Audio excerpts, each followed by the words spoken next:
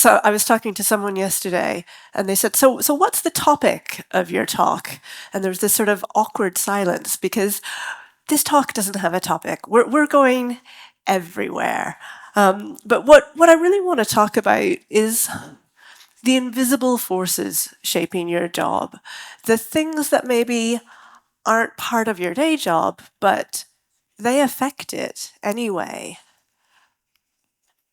And so when we think about these invisible forces, one of the things that I also want to talk about is some of the really big questions, some of those tough questions.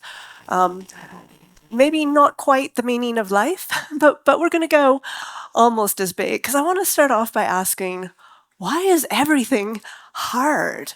And actually, that's probably still too big. So we're in computers, so let's narrow the scope a little bit. Why are computers terrible? And there's sort of a joke that computer hobbyists will do connected homes, they'll automate everything. Computer professionals know about computers. They don't let any computers anywhere near their home. The only thing they have is a printer, and they keep a knife by the bedside table so that they can destroy the printer if the printer gets too many ideas. Because computers are really hard. And I used to think when I found computers hard that it was just me. I wasn't good enough. I didn't know what I was doing. Now I realize, no, this is a fundamental characteristic of computers, is that they're really hard. And to understand why this is, I'd like to sort of go back to school a little bit or back to university and think a bit about geography. And in particular, to understand why computers are so hard, we first of all have to understand Norway. Now, who knows where I'm going with this? No one.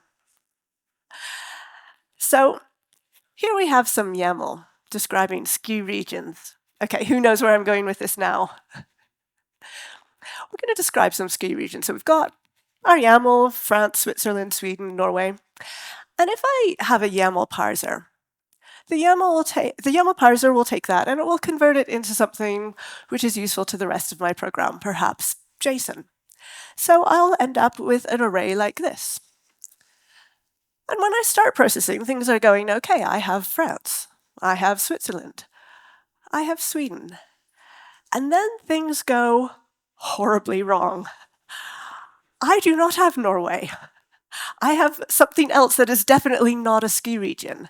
And so what happened is that because I didn't have quotes, the YAML parser helpfully thought that no was a synonym for false, and it did a type conversion to a Boolean.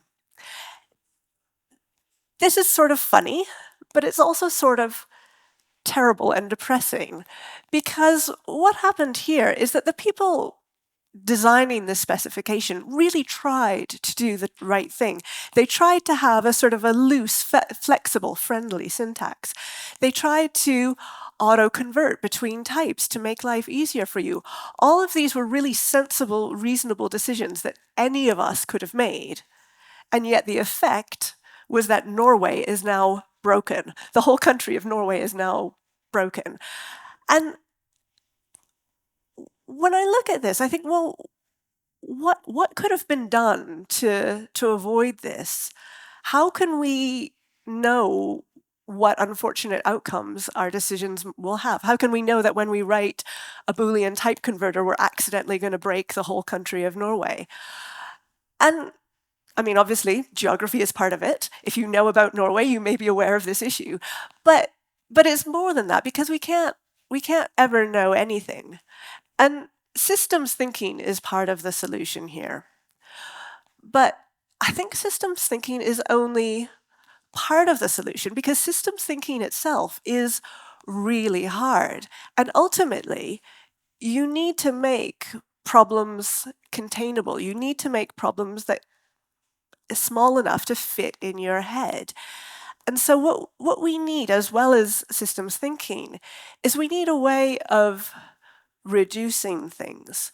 We need a way of making decisions in a world which is fundamentally uncertain and complex, when we can't afford to think about all of that uncertainty and complexity all of the time. We need to reduce the problem. And this is where statistics comes in. Statistics is all about taking very, very complex things and reducing them to a small set of numbers. It's about turning something into something that we can reason about in a quantitative way, because that makes it easier. And I did statistics in university. I had to do it. I hated it. I hoped I would never see statistics again. That was futile, because statistics is becoming increasingly important. And so there's a joke. What do you call a statistician who lives in San Francisco? Anybody know? This comes back to geography, of course. Where you are in the world affects all sorts of things, like how much you get paid, what kind of prestige is attached to your job.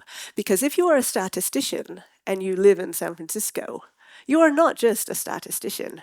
You are a data scientist, and you are making lots and lots of money. And the reason for this is because it used to be just plain old statistics. And then we started talking about data science, and that was sexier, and that had higher salaries. And then we started talking about machine learning, and that was even sexier, and it had even higher salaries. And of course, now we're in this world of this sort of the AI poaching wars, where these sort of millions of pounds changing hands to employ people with these skills that are ultimately just derived from those statistics skills that I didn't like in university. And so what this means, of course, is that if you want to make lots of money, specialize in AI. But it also means, unfortunately, even if you don't want to go down that career path, you need to know statistics. Statistics is so important in our world. And I want to talk about one particular branch of statistics, which is Bayesian statistics.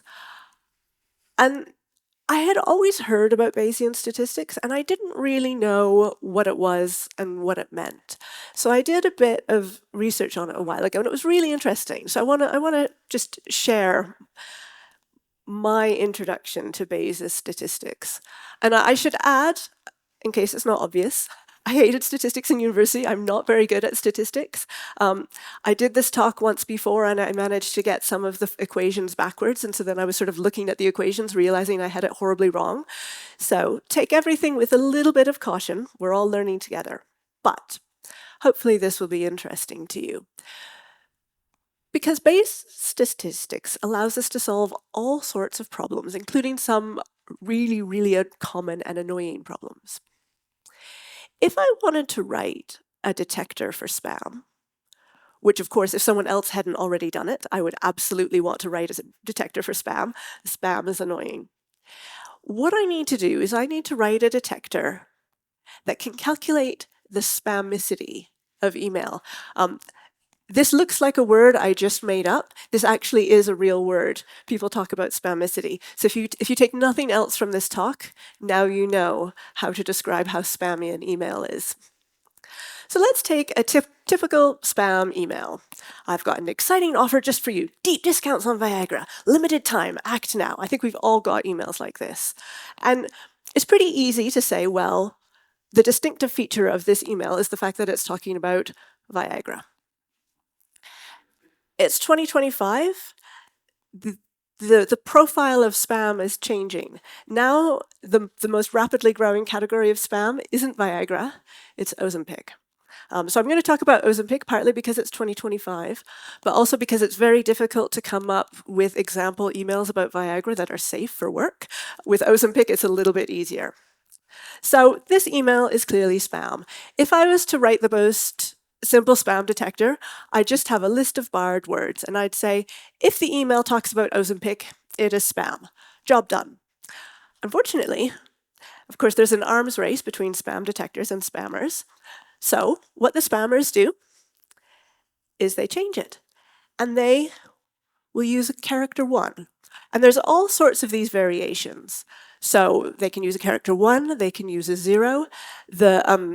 The Greek omega letter looks exactly like an O, but it has a different character code. So to a human, it reads the same. To a computer, it reads differently. So they can do that. They can do all sorts of spelling variations. All of these, the meaning of the email is unchanged, but it slips through the spam detector. And to try and make a spam detector using bound words to keep up with this, it's almost endless. You just have to keep adding all of these variations. And ultimately, it feels like you're going to lose, and you just keep going forever. You'll notice here I've got YAML for my naive spam detector. So the thing about that email is, although Viagra was distinctive, what was perhaps most distinctive about it was what wasn't in the email. Because if we compare this typical spam email to a real email, because it is actually possible that people will talk about Ozempic in real emails, probably much more likely than talking about Viagra in real emails, actually. So, you might write an email to your friend and you say, hey, Alice, how are you? Are you still good for next week? We had some drama yesterday because the dog threw up in the dishwasher, but, nightmare. But luckily, because it was the dishwasher, it was easy to clean. And, I started my Ozempic last week and so far so good. I can see my appetite is reduced. That's a really believable email. So what's different about these two? It's not the word Ozempic, it's all of the other stuff. So what we can do instead to filter these emails is we can use a technique that's called bag of words. So I can have a whole bunch of words that appear in spam emails. And do you know what the opposite of spam is? It is ham, which I wish I know why they chose something that rhymed, but I wish they had chose something that didn't rhyme because I always get them confused. So we can make our list of spam words, put them in the bag of spam. We can make our list of ham words, put them in the bag of ham. Some words are going to be in both sets, but there's some words that are going to be much more often in spam or much more often in ham. So for example, Ozempic misspelt. Very few humans are going to write an email that says Ozempic spelled that way with good intentions. So that's actually very characteristic of the spam. Things like discount as well. Whereas things like dog and dishwasher, I don't get spam about dogs and dishwashers or asking me what I did yesterday. So with this data set, we can now frame it as a probability problem. And so what I want is the probability, so that's this P notation, that an email is spam, given, that's that vertical bar, that it contains the word Ozempic. And Stephen Hawking said once that for every equation he included in his book, he halved the sales. And I think you can make sort of a similar thing for public speaking, that for every equation you include in your talk, you have the speaker ratings. I have to warn you, I have a lot of equations, but luckily the lowest limit for a speaker rating is 0, so we can't go lower than that. So with that notation, we can now introduce Bayes' formula, which when you first look at it, looks like just a lot of P's and B's and A's. So what this is saying is the probability of A given B, I have this thing that's happened, B, now I want to know if A is true. And the way you calculate it is the probability of B given A times the probability of A divided by the probability of B. That's a lot of letters. So let's go back to the spam example, and it might become slightly clearer. I want to know the probability that an email is spam if it contains the word Ozempic. And the way I can calculate that is what proportion of spam emails talk about Ozempic, what proportion of emails are spam, and what proportion of all emails contain the word Ozempic with that stupid spelling. And so I can plug some numbers in. So I can say, let's say 1% of spam emails talk about Ozempic. Let's say this is how many emails overall contain the word Ozempic, spelled that way. It's got to be a tiny proportion. And what proportion of emails are spam? I've guessed 6. And so with that equation, I can then say that works out to 60%. So based on these pretty random guesses, If an email contains the word Ozempic, it's 60% likely to be spam. That's not definitive. But what I can then do is I can then go through all of the other words in my bag of words, and for each one, I can recurse, and so I can take the probabilities that I've already calculated, put them in on the right side, and then hopefully get something more definitive. But there's some funny things about this formula. One is that there's this recursion. I want to calculate A, the probability of A, and so the way I calculate the probability of A is by putting the probability of A in on the right side. Like if I knew the probability of A, I wouldn't need to calculate the probability of A. And so it's this sort of recursive tail eating itself. And it gets worse as well because this probability of B, if in a lot of the worked examples, in order to calculate that denominator, you actually have to know the probability of A as well and then do some extra math to calculate that. So it's sort of complicated. But then there's another problem as well, which is I have to have a lot of inputs in order to calculate this right-hand side. And I don't know any of those numbers. So you'll notice in my spam example, I have no idea what proportion of spam emails contain the word Ozempic. I just kind of guessed. And so with these problems, you might think, and certainly I did think when I first looked at Bayes' formula, that this is the most useless formula ever. If you know all of the answers, you can calculate another answer. Well, great, but I don't know all of the answers. But the really cool thing about this formula is that you're allowed to guess. You're allowed to estimate. So for all of these numbers on the right, if you don't know, you can just guess. And of course, that's what I did with my spam example. And because you're guessing, you will come up with an answer that's probably wrong, but it will be slightly less wrong than your answer would have been before you'd done this. And the other really powerful thing about this is because it's recursive, you can iterate. So you can take your wrong guesses and you can feed them into the formula the next time you do it, and you will gradually narrow in towards the truth. This idea of starting with wrong answers and putting them into a formula sometimes upsets people. So the statisticians get really, really excited about Bayes. And they've been having flame wars for about 200 years about this equation. And some of them say some, pretty sharp things about it. So someone said it was ignorance coined into science. Someone said it is founded upon an error and should be wholly rejected. Perhaps the only error to which the mathematical world has so deeply committed itself.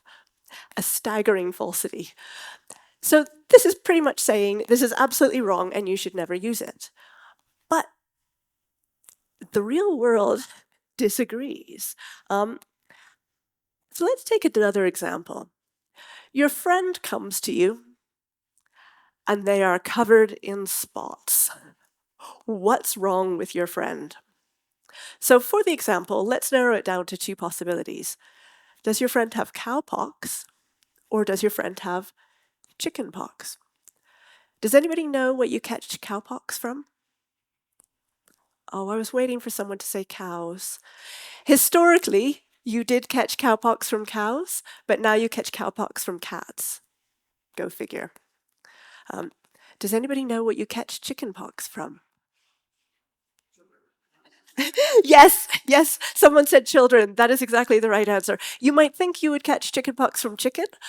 No, there's no connection to chicken. Nobody has ever caught chickenpox from a chicken. The name is just because it looks like you got pecked by a chicken, I think. But the way you catch chickenpox is from people. So I can do my equation. And so I can have all of my relative probabilities and conditional probabilities. I can ignore the probability of spots in the general population because all I want to know is it this or is it this? The denominator is the same in both, so I can ignore it. Let's say 85% of the time when you have chickenpox, you come out in spots.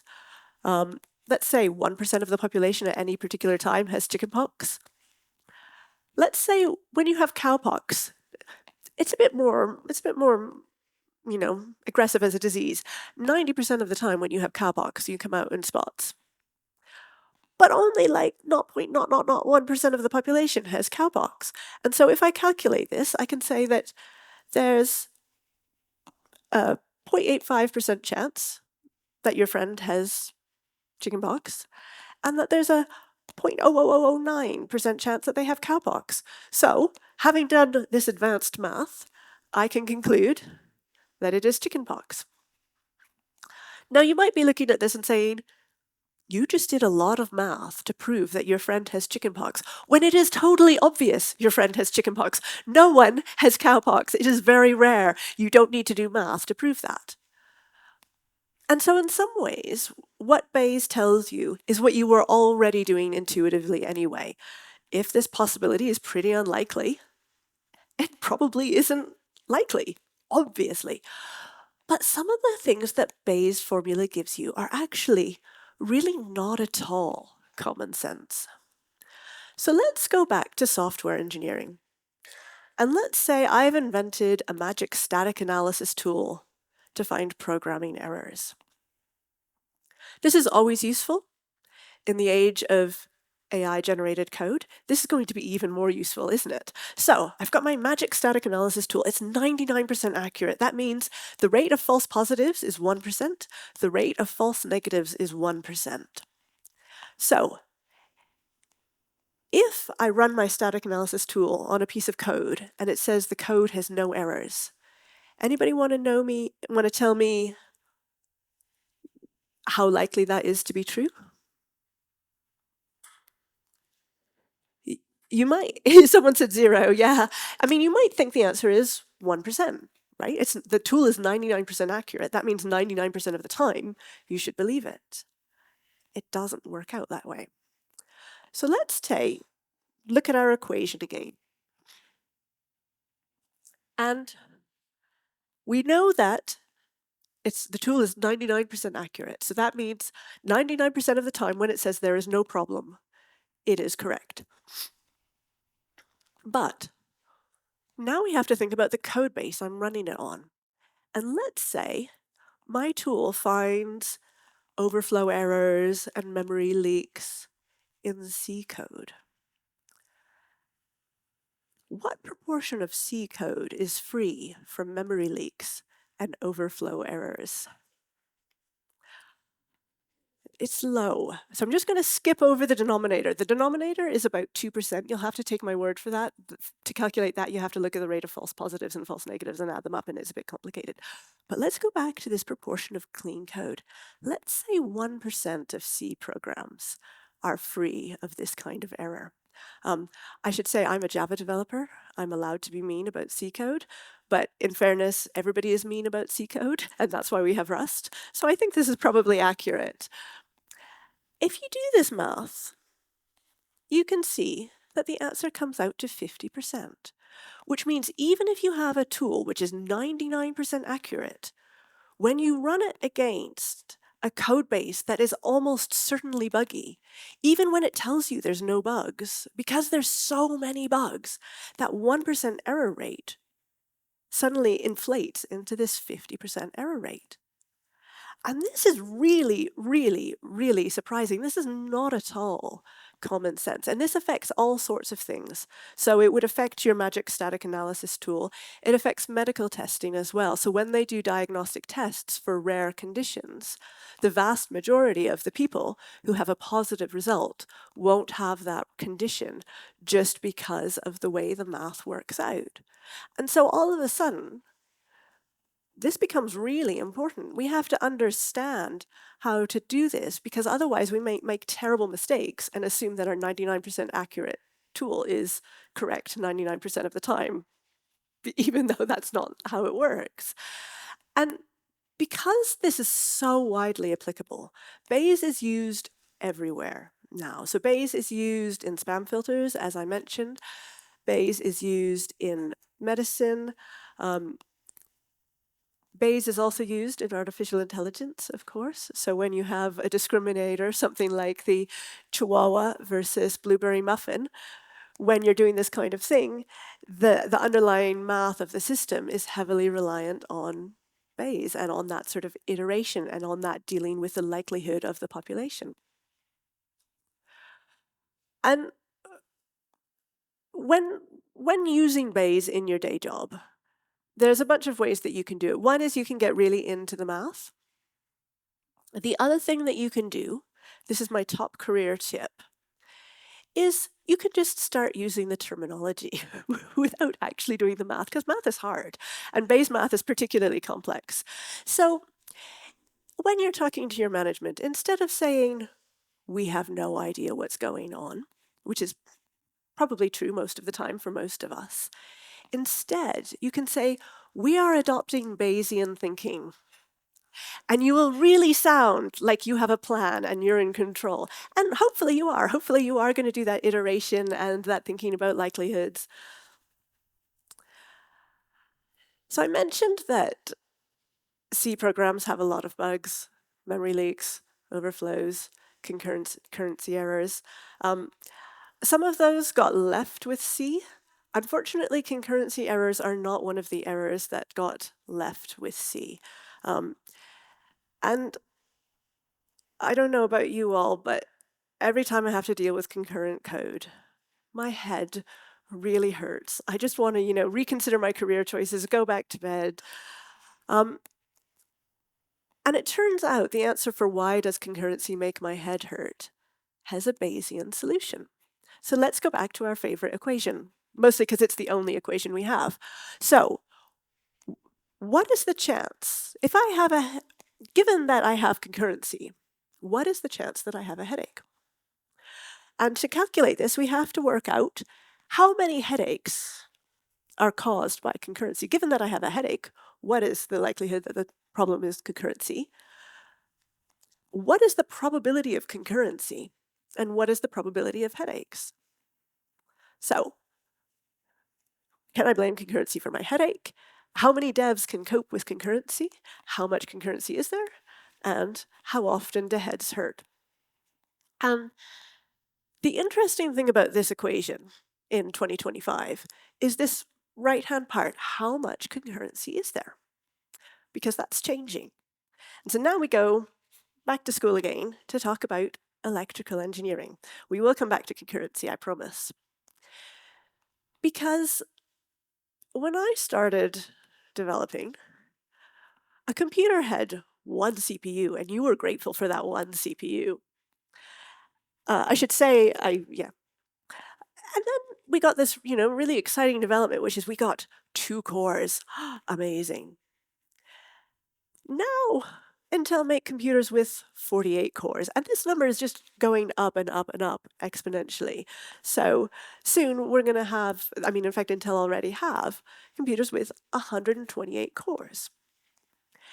And when you have lots of cores, what do you have? You have concurrency. So you could retitle this chart the probability of concurrency, because when I had only 1 core, I did not need to worry about concurrency. There was no possibility of concurrency. With 128 cores, you are guaranteed concurrency. So what's going on? The reason that the chip manufacturers are adding more and more cores is because they need to increase capacity. If they're not increasing capacity, they're not doing their job. And they can no longer increase capacity on a single processor. That has plateaued. We've kind of run out of normal Moore's law, and the only way we can get more compute power is by adding more processors. And Sophie Wilson, who of ARM, has a really interesting talk about this, and a lot of what I'm going to talk about is based on what she shared, because we're getting more and more transistors split across these multiple cores. But the problem is, it's really, really hard to take advantage of these multiple cores. And this isn't just a concurrency makes my head hurt problem. This is a fundamental multi-threaded computing problem, which is, if you have multi-threaded computing, at some point, those threads are going to have to talk to each other to coordinate. Otherwise, it's not one program. And if you have a program where 50% of the time they have to be coordinating with each other, you're not really going to get much of a multiplier from having multiple cores. If you get really, really good at writing multi-threaded parallel algorithms and your program is 95% parallel, even then, your performance is going to cap out around 128 cores. It doesn't matter how many more cores the manufacturer adds, your program is not going to go faster. But even to get to this point is really hard. And so as an industry, as a software engineers, we need to figure out a way to keep up with what the hardware people are doing, or at the very least to kind of cope with what the hardware people are doing to us, which is my perspective from someone who gets headaches from concurrency. We have to get good at concurrency. Having said that, I will say not all of us have to get good at concurrency. My day job is that I work for IBM. I help develop Quarkus. Quarkus is one of the most cost-effective ways of running Java applications. It's one of the most joyful in terms of its developer experience. And one of the things about Quarkus is that it makes concurrency really easy. And the reason for this is that a lot of the Quarkus team have come from a background in that kind of distributed, multi-thread, parallel computing. They are really good at concurrency. The Quarkus team, with the exception of me, do not get headaches from concurrency. So you can see this probability is low. And so when the Quarkus team initially sort of designed Quarkus and started talking about it, they made some mistakes. A lot of them had come from a reactive programming background. Reactive programming can make your software scale really well. It is a very powerful computing model. It is also a computing model that gives people headaches. No one wants to do reactive programming with the exception of a few weirdos. And so when the Quarkus team, who are those weirdos, started talking about what they'd done with Quarkus, they built this website and they said, oh, it's amazing, look, it unifies imperative and reactive. You can do reactive programming and mix it with your imperative programming. And people looked at that and thought, oh, Quarkus is for reactive programming. I am not a weirdo. I do not wish to do reactive programming. I don't need Quarkus. So it was, that. So we sort of now changed things around. So we still talk about reactive, but we've changed it. So instead of saying you can do reactive programming, which is still true, we say we do reactive programming so that you don't have to, which is, I think, a much better way of doing it. So we have a reactive core. Inside Quarkus, everything is reactive. But that reactive core is hidden in the framework, and it's one of the things that makes Quarkus so energy efficient. But the application layer, the user code, you can have a reactive programming model if you want to, but it also means things like virtual threads become very easy to use because they're built on this reactive core. And you can also do things like structured concurrency, but all of that is optional. Even if you do none of that, you still get the benefit of that fast reactive core. So for example, with virtual threads, we have an annotation at run on virtual thread.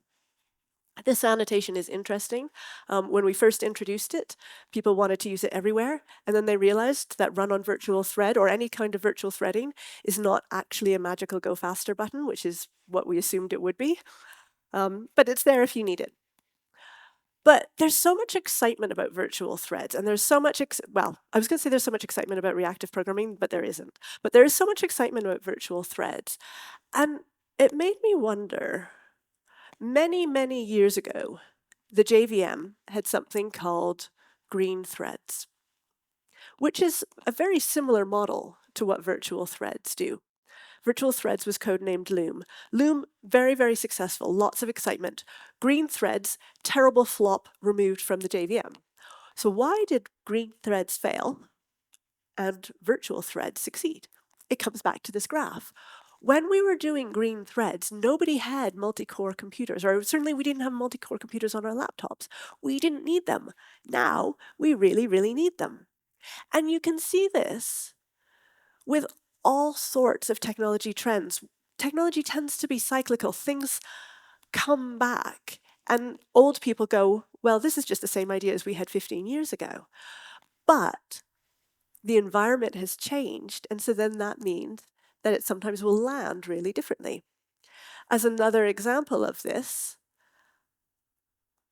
Java has been doing ahead of time compilation almost since the beginning. Because one of the things that really annoys people about the JVM is they go, why do I have to have a JIT? Why can't I just compile everything ahead of time? And the answer is, you can, but your program will go slower. Is that what you want? To which the answer is usually, oh, actually, no, it wasn't what I want. And then ahead of time compilation sort of dies for a while. But then it comes back.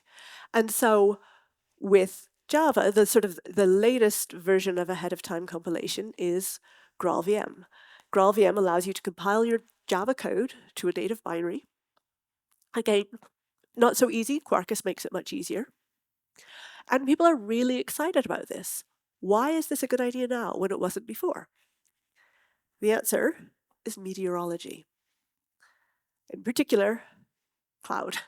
It used to be when you were running in a data center, you would start your application, you would leave it running for 6 months. You didn't really care how fast it started. If you're running ephemeral instances, if you're running serverless, if you're running instances that aren't supposed to be ephemeral, but actually in practice end up being ephemeral because that's the nature of the cloud and they sometimes just go away and then you have to get them back really quickly and hope that nobody noticed, you are going to need fast startup. And so fast startup suddenly became relevant for Java again. So, change of subject. Let's talk about encryption. This is another one of those questions that we all really want to know is, if I do a transaction on the internet, if I work for a bank and my customers do transactions on the internet, is the encrypted data safe? And there's an interesting history of encryption, of course, and it's very closely tied to the history of computers.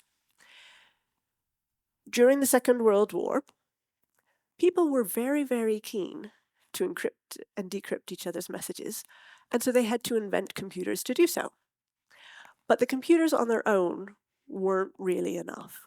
So this is the Enigma machine, and with it, you can do 336 combinations to try and crack a key. But to do that number of combinations, it will take you 4 days, which is kind of annoying if you want your military intelligence right now, please. But there are things that can be done to make it easier, because when people write, they tend to not write random gibberish. They tend to write the same sorts of things over again, and they definitely tend to have words that they tend to use. So for example, when the British were trying to decrypt the Germans' messages, they noticed that ein was much more likely than JXF in the messages. You don't need to be a German expert to work that out. And they also worked out some other patterns. So they worked out that the first message every submarine would send in the morning was a weather report. And that weather report would always start, here's the weather. And so with that extra knowledge, they were able to move away from the brute force analysis of trying 336 combinations to see what worked. And they were able to do Bayesian analysis. You see, everything comes back to Bayes. And with their Bayesian analysis, they were able to get it down to 18 combinations. They could do that really quickly. It gave them a big military advantage. But things have changed. So for a long time, it used to be that cryptography, using public key cryptography, not the Enigma machine, was secure. But now, computers are changing, and quantum computers are coming. And to understand the power of a quantum computer, it's worth going back to the first principles of computer science. The first principle of computer science is that if you have a bit, that bit can be 0 or it can be 1. It cannot be anything in between. If it's in between, then you don't have a bit, you have multiple bits. And this seems so obviously true and so mathematically undeniable that for a long time people didn't question this, because how could you question the validity of 0 and 1? But it turns out in the physical world, things are not necessarily one state or the other. Things can be a combination of those two states. If you have a cat, this is Schrodinger's cat. If you have a cat, that cat is extremely unlikely to be a combination of both alive and dead. Don't try this experiment at home, it won't work. But if you have something very, very, very, very small, like a bit, well, like a physical representation of a bit, that bit can be both 0 and 1, and it's called a qubit. You might think if a bit can be both 0 and 1, you would represent it with a sliding scale between 0 and 1. But it's not just a combination of 0 and 1, it's somewhere between 0 and 1 with an imaginary number thrown in just to make things even harder. So we represent it on a sphere. And you can see that all of a sudden this is a much richer data representation. And the algorithms that you can do with this are much richer and much more powerful. And so one of the things that those algorithms can do is crack public key cryptography quite quickly, in theory. For a long time, this was only theoretical, but quantum computers are becoming real now. We're getting very, very close to the point where you can do calculations on a real quantum computer that you could not do on a normal computer. This is the picture you usually see when you see a quantum computer. I should clarify that although it looks really cool, almost all of this is not actually a quantum computer. Most of what you're seeing is a fridge, a very, very cool fridge. That fridge keeps the computer colder than the space between the stars. It's about 0.04 degrees. The actual quantum computer, the actual chip, is just a tiny little thing right at the bottom of that refrigerator. And the interesting thing about quantum computers is that if you had a real quantum computer, you could crack public key cryptography. But having said that quantum computers are becoming real, quantum computers big enough for that definitely don't exist yet. But there's sort of a little bit of uncertainty there of like, well, I said they definitely don't exist yet. Who knows what the NSA have? Who knows what they have, elsewhere? And even though it doesn't exist now, it might exist in 5 years. It might exist in 10 years. Some of the messages that I send now, I would like to still be private in 10 years or 5 years. Well, I say I have nothing that is interesting enough to be worth decrypting in 10 years, but some organizations do. And so we're sort of in this weird, again, sort of half there, half not state with quantum cryptography, where we don't have quantum computers, but we still have to worry about them because they're coming. And so there's a solution, though, because quantum computers would decrypt most public key cryptography, but not all public key cryptography. We have algorithms for which we believe there is no quantum algorithm to decrypt them. Those are post-quantum algorithms, usually lattice cryptography. Those are now coming into the industry. So for example, in Java 24, there was new standards for post-quantum cryptography. And so if you're doing cryptography, you might wish to use the ML-Chem key pair generator because that is going to be quantum safe. But still, I think with quantum computing, it's easy to get a bit jaded because it was coming and then it wasn't coming and then it was the next big thing and then it wasn't the next big thing. And there's just, this sort of seems to be like always happening. Why is there all this hype? And this comes back to business studies, and in particular, the role of venture capital.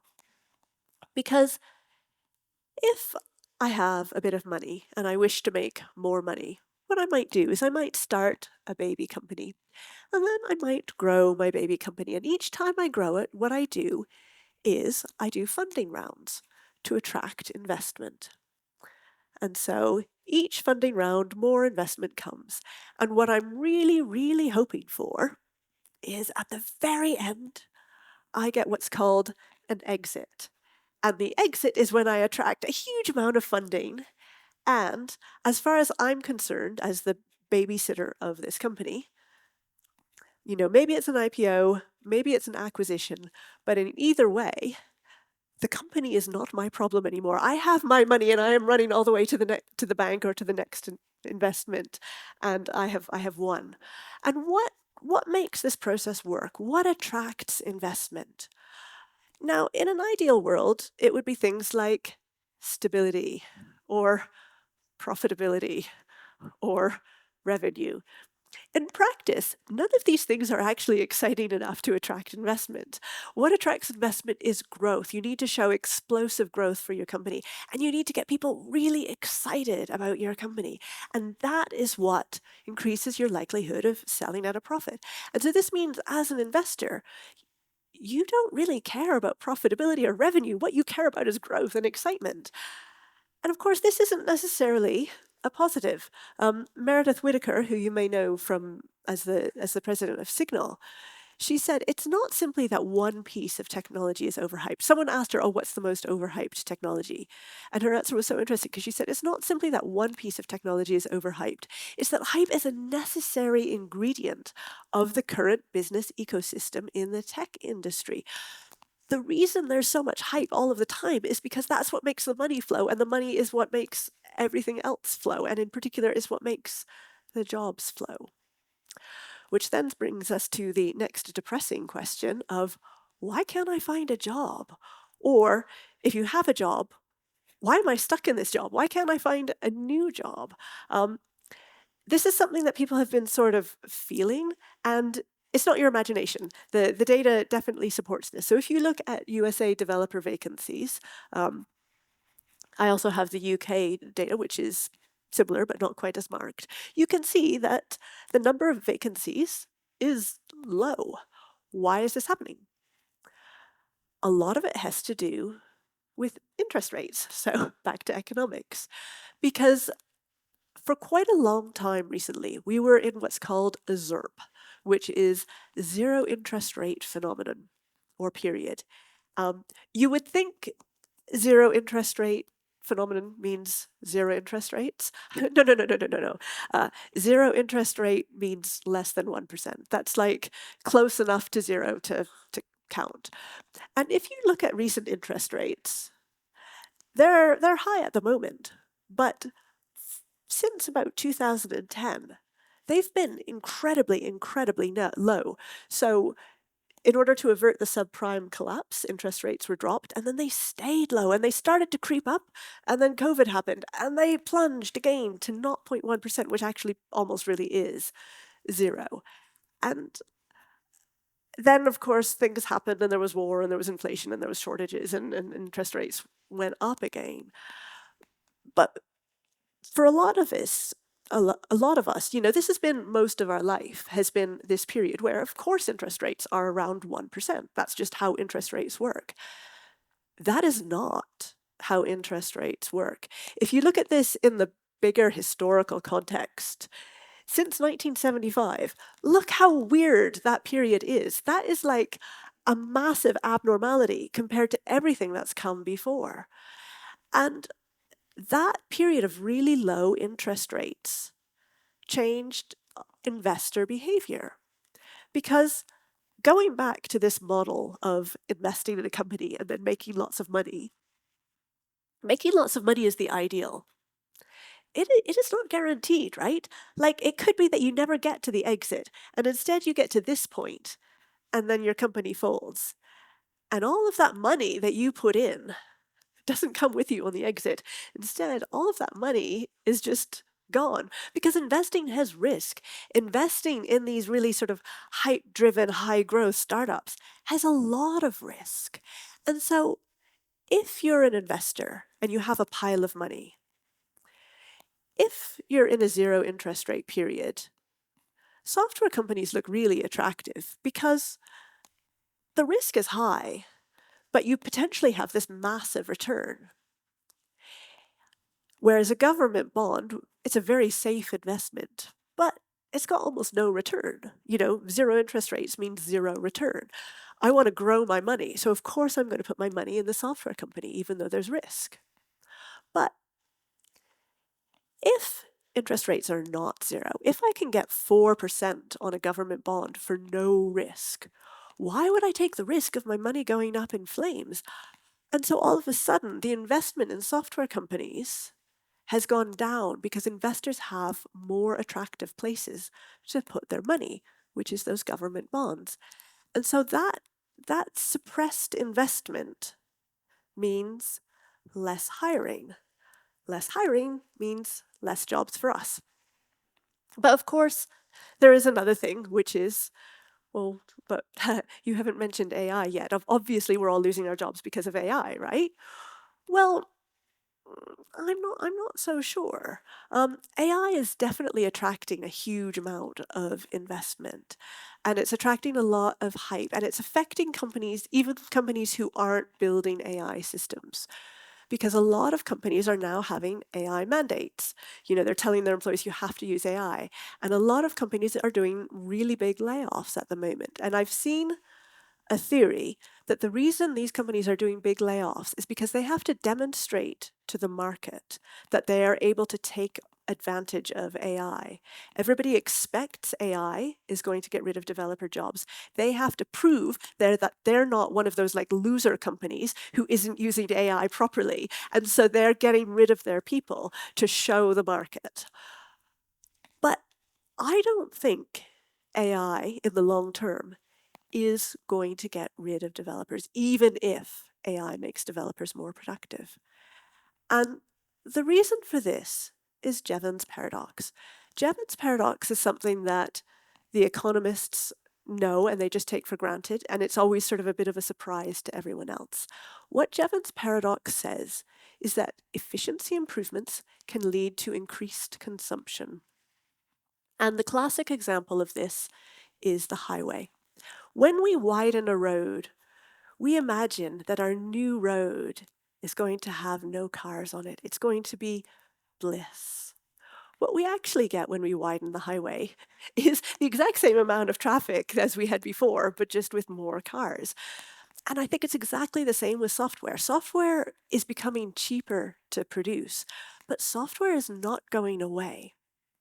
And we can do a really interesting comparison between software and some other professions that have gone away. In the 1800s, if you worked in a factory, you had to get up when your shift started, but you did not have an alarm clock because they hadn't been invented yet. So what you did was you employed someone who was called a knocker up. And what the knocker up was a human alarm clock. You would pay them money and they would go round and wake up everybody on their rota. This job lasted incredibly long. It lasted until the 1940s and it lasted until the 1970s in some parts of northern England. But eventually, of course, the job did go away because there's finite demand for getting up in the morning, right? Like, no one wants to get up in the morning more than once. You don't say, oh, I loved the knocking up service so much, I'll have it twice, please. And there's a finite pool of people who you can wake up. You can only wake up people with jobs. And yeah, no one needs waking up more than once. But software isn't like that. The more software we have, the more software we want. We have so much more software now than we ever did before, and it's just the demand is increasing. So we need like software to do stuff, and then we need software to do more stuff, and then we need software to tell people about the software, and then we need software to bypass the advertisements in the software because they were annoying, and then we need software to bypass the software that bypassed the adverts because we still need to make money, and then we need software to gamify the software, and then we need software to monitor the software, and then you need software to debug the vibes-coded software because that's coming, and then you need software to manage the software. So you need the sort of the I think this probably leads a bit to tonight's keynote, the sort of the infrastructure, and infrastructure is code. And then you need software to write the software because we decided writing software was boring. And then you need software to manage the software that wrote the software because then you decided that maybe that wasn't working so well. And then at this point, you need software to try and avoid Skynet because oops. And then you need software to work out the meaning of life. And, it just goes on and on and on. It's never ending. And you can see this in the data.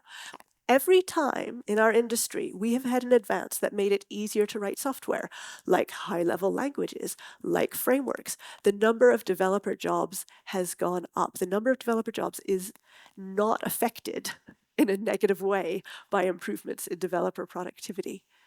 And so when you look back at this depressing graph of the developer vacancies, it would be easy to say, oh, look, it's AI that's doing it. But AI is about here on the curve. If anything, actually, it's slightly plateaued after the introduction of AI. So I think I want to end on a happy note after all of the depressing stuff. I think we're okay.